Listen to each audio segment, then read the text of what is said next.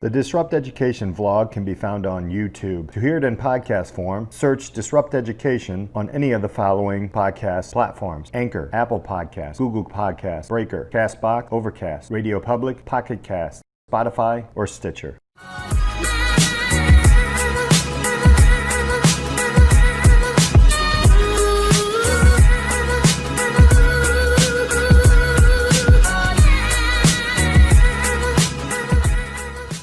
Welcome to this episode of Disrupt Education. I have the author of the book Trust-Based Observations, Mr. Craig Randall, here with us, Maximizing Teaching, Learning, and Growth. This is such a unique, awesome, different look at observations. As an educator, I'm geeked about it.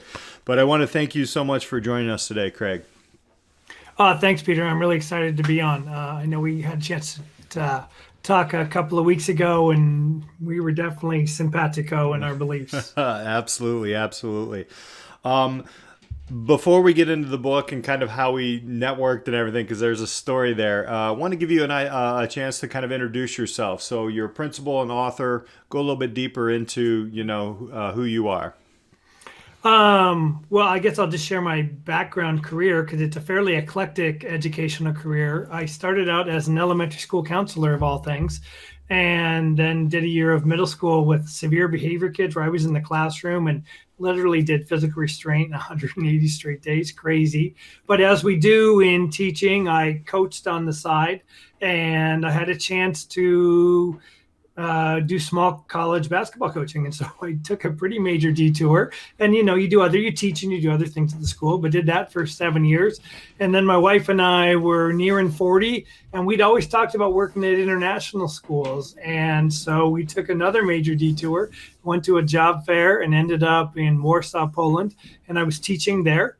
And an administrator there said, "Great, you ought to get into become a principal." I was like, the dark side, no.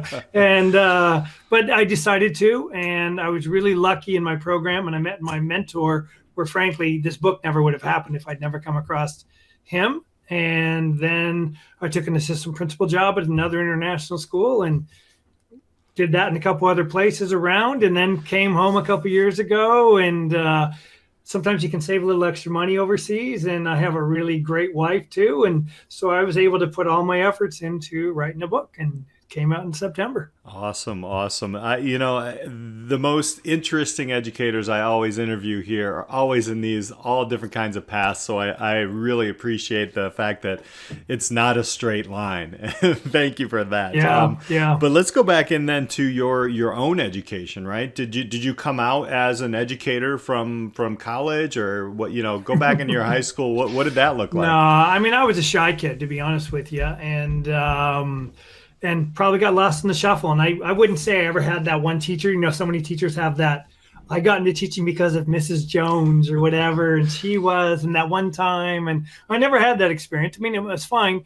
And I think I stuck in this rut, and my family decided there was a new Catholic school in town, and to send my sister as a sophomore. And I asked my parents if it's a senior, I could transfer there, which they thought was kind of crazy, but it turned out to be the best thing because it was a fresh start, and I could maybe pull out of the little shy role that I was in.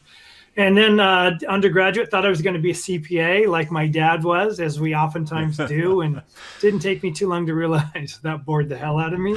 And so I ended up getting an English degree with a lot of theater in there too, and really didn't know what I wanted to do. And my uncle, who was an elementary school counselor, moved from the other side of the state to ours and said, "You want to come spend a day with me?" And I did, and that started that path. That'll ignite you, man, going in and, just seeing what's happening. And then you get the real story later, right? Well, but it was good. But he was working with little kids who were struggling, and he was helping them out. And I was like, oh, that's really cool. So. That's awesome. So, Disrupt Education, I always ask the big question, what would you do to change education or change the system? Well, I can't really tell everybody you wrote a book, so you actually Yeah. you hit a nerve, and I kind of want to just kind of tell the audience real quick kind of how we cross paths. There was I actually it was on LinkedIn somewhere, and I saw Hmm. that it was a trust based observations, and I was like, wait a minute, I want to dig into this because I was personally affected by a little bit of an observation that went awry, and it was not good, No. there's a lot of us educators out there who are having challenges with the current observation platforms that are out there. There are Yep. good pieces to them, but there's also a lot of negative pieces to them. The big thing that caught me was trust, right? Yep. And in Yep. education, that is huge. We have to trust our kids. We have to trust everybody in the organization. Let's go with let's start here, right? Trust based Hmm. observations. Right now, what is there? What's the big major challenge with observations? And tell us a little bit about your guiding prophecy. And you talked about a mentor here Yep. that made this book happen, and a couple of key points out of the book. So we'll start with what's out there now, and Hmm. why is it Hmm. not really working? First, I'll say everything's been well intended. Everyone wants to help and make a difference. So all the efforts that have been out there, no one started an effort to say, Right. let's do something that's not working well. I think if we really, really take it back, I don't want to go too deep into this, but it started with A Nation at Risk, that report that came out in 1983 saying that our education system is flawed and horrible. And they were handpicking, cherry picking information to make it seem one way when it wasn't, when you go back and look at it later. And basically, so many more kids were graduating than before, which was an amazing success, that now everyone is taking tests versus just the cream of the crop. So the scores took a drop, and they used that information to complain about how bad our education was. And really, then what happened with then is Madeline Hunter's I Tip I Ready. That's all of a sudden became, now that's the evaluation. You have to have each one of these in your teaching. And she said, I never taught a lesson that had that, all of those in my life. That's not what it's for. And then really this in No Child Left Behind happens. And then kind of the same thing happens with Danielson. She didn't write that to be an evaluation template. She wrote it for teachers to self-assess themselves so they can do it. And really, it's just been this more accountability, more accountability. And I think it's been a negative focus on that low percentage of teachers that are struggling about how can we get rid of them. They haven't come out and said that, Hmm. but if it's more accountable, I think that's what will happen, instead of focusing on almost all teachers are certainly adequate Right. and want to get better. And so it's interesting. The Gates Foundation did a study, 7 years, $200 million to improve graduation rates, student learning outcomes, and teaching through the development of a more robust observation evaluation process, which really meant Danielson Marzano-ish. And 7 years, $200 million, and no sustained improvement. So that tells us right there everything we need to know. And then I ran across a man named Matt O'Leary, who's done a ton of research. He's the predominant researcher in my mind in observation evaluation in the world. And he found out that as soon as we start to evaluatively rate teachers' pedagogy, they stop taking risks. I know not completely, but they play it safe. There's not as much innovation, not as much creativity. And so from that, and just, I mean, I intuitively knew it. I just knew that trust was a factor. So as I was writing the book and I would run into teachers regularly and what are you doing? And that came out. It was so funny because the most regular thing that I would hear teachers say is that my principal observed me and they said, everything was great, but I didn't see such and such a pedagogy. So next time, can you do that so I can mark it off? And it's like, how sad for the principal and how sad for the teacher, because we both know we're doing something that doesn't, what wasted time. Yeah, Mm-hmm. the dog and pony show. It's right in the Mm-hmm. introduction, as it comes out, Mm-hmm. and that's Yep. so true. I mean, you can play it safe, and a lot of us do play it safe just to keep on our tenure track and go on. Um, this is disrupt education, so I hear you, bro. Like that's exactly And a none of key that has to point. do anything with improving teaching and learning, what Yeah, you're talking about. right, right. So let's talk about this the mentor and the person that kind of Yep. helped you Yep. put this Mm-hmm. together. So started my program, and I was frustrated with observation, even with good principals. it just didn't seem like enough to me. And so, and I had a stretch where I had 2 years where I wasn't observed at all, which is like crazy, but more common than you might think. Mm-hmm. And first class supervision with my mentor, Warren Aller, who I was just talking to this morning. And he just starts talking about you have to be in classes every day. You have to be observing teachers, having reflective conversations with them, supporting them, looking at their strengths, building off that. And I'm like, just the hallelujah light bulb moment in my head, because I thought it was just me. And so that happens. And then he starts talking about so I started saying, well, how much time do you have to be in class? How much time? And he says, he doesn't really say at first, because I think sometimes like the best teachers, they do stuff without even really thinking about it. And I think he was just always doing that. But then finally he said an hour a day. Then it turned out that was really 3 20-minute observations a day, which isn't that much, but you have to manage your time properly. Mm-hmm. And so then in his class, we started practicing observations over and over and over. So we would all have to bring these little 10-minute mini lessons. It could be on something academic, or it could be on how to build a model airplane. It didn't matter. And then we would take turns observing that person and taking our notes. And then immediately afterwards, having a reflective conversation. And the reflective conversation back then and today in trust-based observation is driven by the same 2 questions. So instead of having it in the office, it's in their room. And we sit down and we say, what were you doing to help students learn? It's not my telling you anything. It's my asking you a question about your teaching. And then the second question was, if you had it to do over again, what, if anything, might you do differently? So instantly, it's about them. What do they think? It's also sending a message that reflection is an expected part of practice. And that was really the core that I came out with, so confident to do observations right away. And I was really lucky in my first assistant principal job. I had a principal that had spent his whole career as a principal in the U.S., not really his retirement, but his kind of retirement. He was at an international school. And what excited him most was having somebody young and enthusiastic, and that was me. And so I kept asking if I could do things. And I asked him about this, and he said, yeah. And he even started doing it too. And it was just amazing immediately, because teachers were just instantly saying, this is so great. No one's ever asked me about my teaching before. Teachers that have been teaching 20 some years. And then I didn't offer suggestions at first for a couple reasons. One, I felt like it was arrogant when I'm brand new and I don't know them. What if I tell them to get better at something that they're good at and they just haven't seen? What's that going to do? And then part of it was the new guy wanting to be liked and maybe just being a little tentative about it. Then the most amazing thing happened. Teachers after the second or third visit would start saying, okay, but what can I get better at? And that was this other just amazing light bulb moment to me, that like somehow, because I made it about them, I didn't start telling them what to do, trust built. Yeah. And then with that trust, people will do the most amazing, bold, transformative changes to their practice because they know you're there to support them. And it's built on from there. That's still the core of it. And obviously it's advanced in a lot of ways. I didn't really know it was developing. It just kind of happened. I love that it's 2 simple I mean, it's 2 simple questions that will just, and when I read through them, I was like, okay, so I started thinking about all the lessons that I was currently doing as an educator right now. All right, this worked and that worked. This didn't work. What would I do differently? And to have that open conversation in my quote unquote environment, where it's not like you're in the principal's office or anything like that, is brilliant.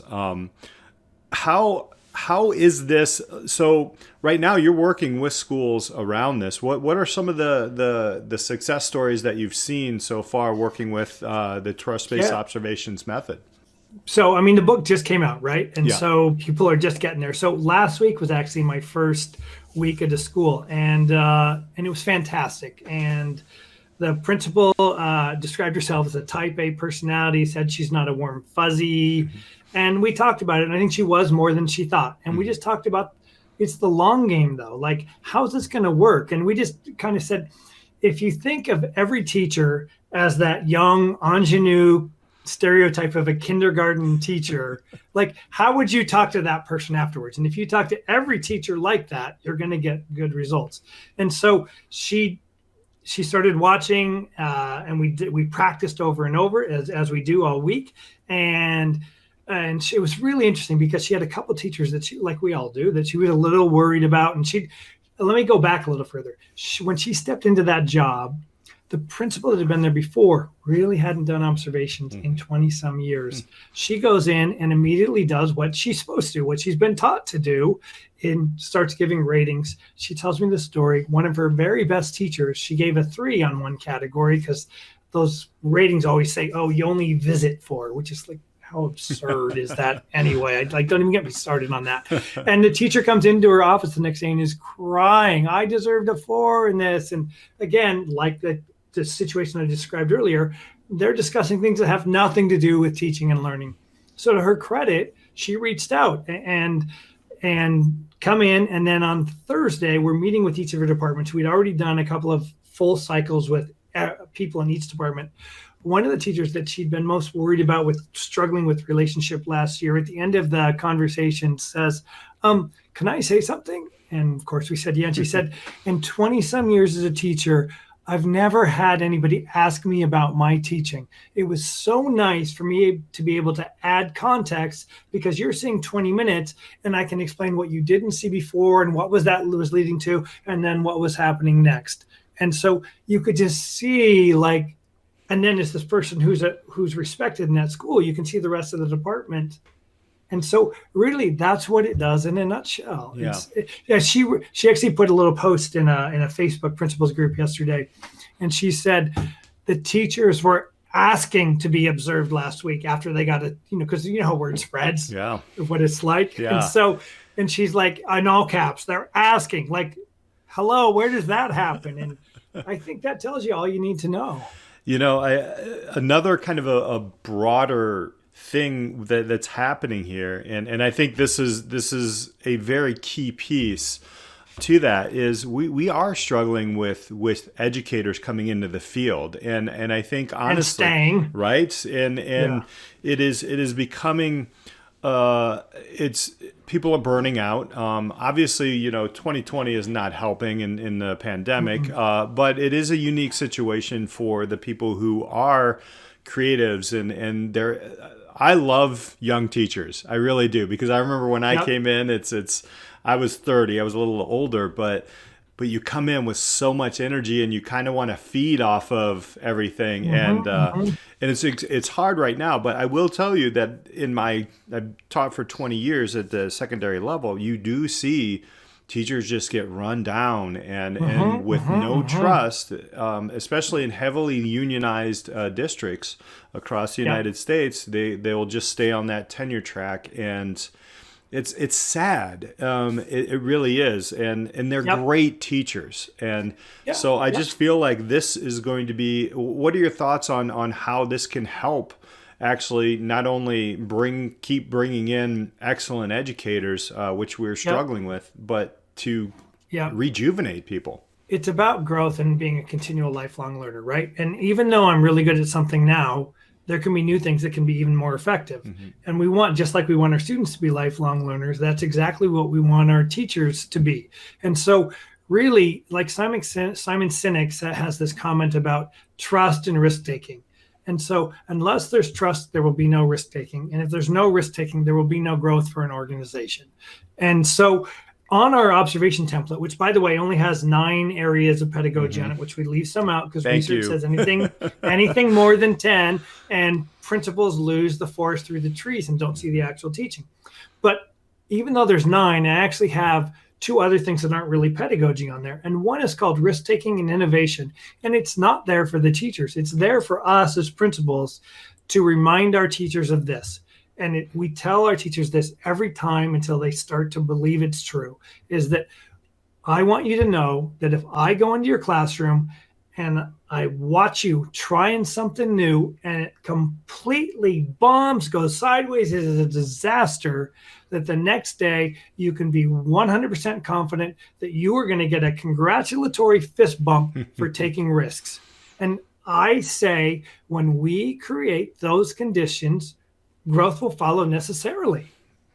And bottom line, that's what it's about. So if I'm working in an environment where It's encouraged, supported. Imagine what this does to the whole culture of a building when everyone can feel like that, and the sharing that starts to happen with everyone. Don't you think that's going to affect retention in a really positive way? I mean, it's 100%. Yes. and this isn't rocket science. I mean, it's not, but just there's been this accidental swing of like politicians and accountability, and it's that left brain solution to a right brain problem. Right. To me, I think principals want to. I don't look. We do what we're told. Like Mandy, who I worked with last week, that's what she was. That's what she was trained, and so she did what she was trained because that's what you're told to do, and so Right. you do it. But her experience last year was that's a disaster. What am I going to do? And timing wise, it lucked out for her. But I think most principals, if they have a chance to do this, they're going to feel the same way the teachers are. Yeah. They're going to find it engaging for them. They're going to find their own desire to risk take and grow. And then when they start to experience with a teacher, I had a teacher who was a very strong math teacher. And in my experience, to throw out broad stereotypes, math teachers tend to be the most traditional. Do a problem, check the students along the way. Johnny, can you answer this part? Johnny, Susie, can you answer that part? And then go on and do the next problem. And then the last 10 or 15 minutes, you all work independently on your problems. And so she was like that, like nothing wrong with that. I mean, it's decent practice. And but amazing heart for kids. She's one of those teachers where if a kid had a problem, they'd come and talk to her. But she also wasn't satisfied because she somehow knew it could be better. And we built a strong enough relationship with her that we had another teacher in the building, a science teacher, who had gone to the flip model. And so he'd started recording his lecture / PowerPoints, and that was the homework. And the whole class was interactive, collaborative, cooperative learning. And so we'd worked it out ahead of time, because whenever you're going to offer a solution, it's not just it's a supported solution, right? So we brought that up to her, and he was willing to work with her. She went and met with him the next day. The next day, she started recording her things.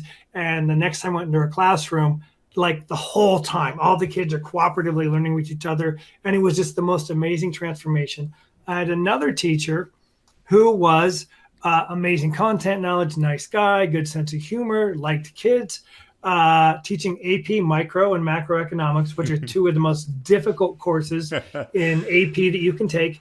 And this was in Korea, which is an incredibly motivated student population. And he was getting 20% of his students getting a 2 or 1, which is not passing. In Korea, that is definitely not really an okay mark. And so we talked to him when we built up enough relationship about cooperative learning. And we'd set it up that we found a cooperative learning training that he could go to over the summer. And he totally embraced it. And again, I think because we'd built the trusting relationship, came back completely. He'd been a guy that had lectured the whole time, up at the front. And his content knowledge was amazing, but the kids aren't absorbing it. Research says more than 10 minutes of information, and it just starts leaking out. Completely flips it. Hardly does any lecture at all. Kids are learning and teaching from each other. Next year, 100% pass rate. Wow. So, yeah. those are just... I just the trust piece was interesting because this just happened today. So we are creating our marketing videos for our business, and I created a video to a career internship course, and we presented it to we're trying to get juniors next year to sign up for it as seniors. So I presented it to my class, and it's the same thing. It was, I started thinking, and I'm like, here I am in the afternoon. I'm going to be interviewing Craig here. So I'm thinking about this, and two kids, they were like, they gave me really harsh criticism. Like the video's terrible. Like the music's too loud. It seems scripted. And I worked really hard on this, right? And as only a teenager can give criticism. Right. Like it was, and of course, we're at the end of a semester, we're burnt out and everything. And I'm just like, oh my gosh. All right. So I kind of put my poker face on, and I know they can feel it. Like even though we're all on a Google Meet, it was just like, all right, so we're going to go forward, blah, blah, blah. So then I thought about it on my ride home today, and exactly that. If you have trust, and I was like, I have to model trust. I have to model, what I would like them to do with feedback. I probably wouldn't give it as harsh as they gave it to me, right? They're high school kids. Right. And I emailed them all. and I was like, look, you guys are right. That was hard for me to hear, but I think we need to do it. There was a few suggestions a different way. Mm-hmm. And you know what? Even me, as the quote unquote authoritarian person, or however you want to Mm-hmm. describe a Mm-hmm. teacher, Mm-hmm. I felt a weight just lift off of me. And I can imagine this is what happens when principals and administration has this relationship with their teachers. All parties feel it. Yeah. All parties feel it. And then you're empowering teachers. And there's a whole other piece which we aren't even getting into, though, that we connect annual goal setting, action research goal setting, to professional development communities. So the teachers choose their goal, and we've got communities for them to work on it every month with a bunch of their peers. And so it's led by peers. So you're empowering your whole staff at the same time. And any area that's growth, it's completely supported. And so and then somebody will get really excited about that when they're learning it, and they'll be the new leader of it the next year, right? So you're just, when that's your whole building, I mean, it's people like coming to work. Right. And that's, yeah.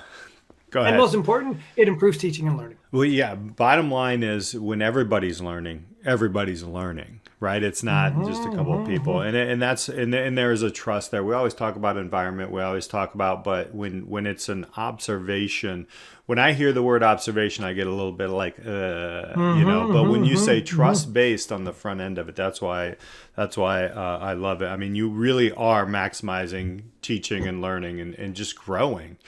And you know, in the world we live in today, Craig, this is what I so appreciate, the fact that you actually put this down on paper and are moving this forward.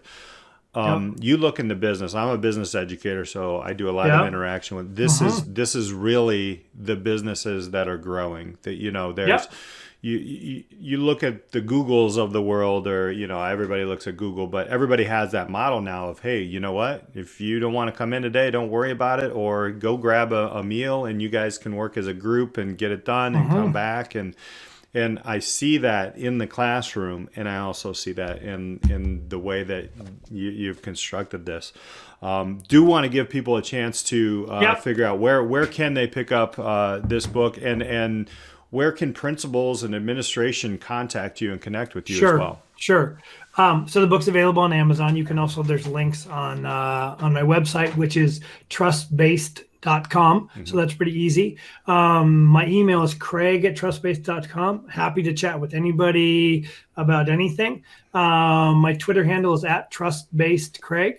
I'm on LinkedIn as Craig Randall as well. And those are the best ways to get a hold of me. Well, I want to thank you again for sharing your story. Obviously, this is a game changer. I think we've been waiting for this as educators for a long time. And thank you so much for sharing your story here on Disrupt Education. Thanks, Peter. Really appreciate the opportunity. Thank you all for listening. We really appreciate it. Hang tight. Hit that subscribe button. We'll have more coming with you. Do check out the book, Trust-Based Observations by Craig Randall. Thank you all so much. We'll see you next time on Disrupt Education.